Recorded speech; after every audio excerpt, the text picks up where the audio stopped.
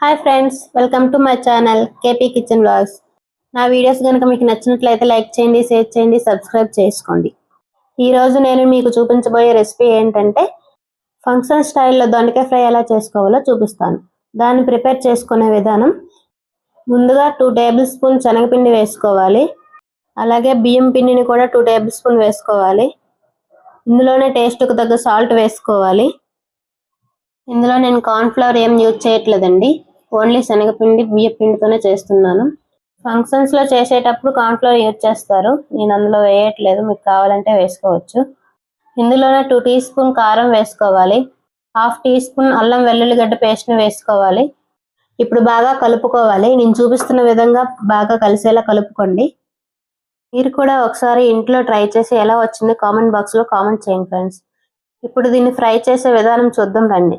Stove పై pan పెట్టుకొని oil వేసుకోవాలి. Deep ఫ్రైకి సరిపడా ఆయిల్ వేసుకోవాలి. ఆయిల్ వేడయ్యాక మనం ముందుగా కలిపి పెట్టుకున్న దొండకాయలను చేతితో కానీ గరిటతో కానీ అందులో వేసుకోవాలి. నేను గరిటతో వేస్తున్నాను. దొండకాయలు ఫ్రై అవ్వడానికి టైం పడుతుందండి, అదంతా నేను చూపించట్లేదు, లాగ్ అవుతుందని.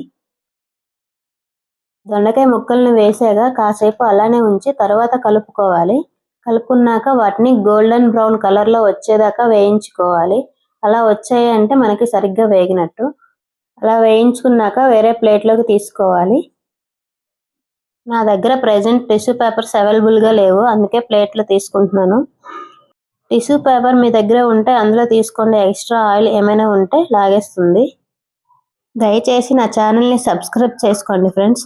వ్యూస్ అయితే వస్తున్నాయి కానీ సబ్స్క్రైబర్స్ రావట్లేదు, దయచేసి సబ్స్క్రైబ్ చేసుకోండి.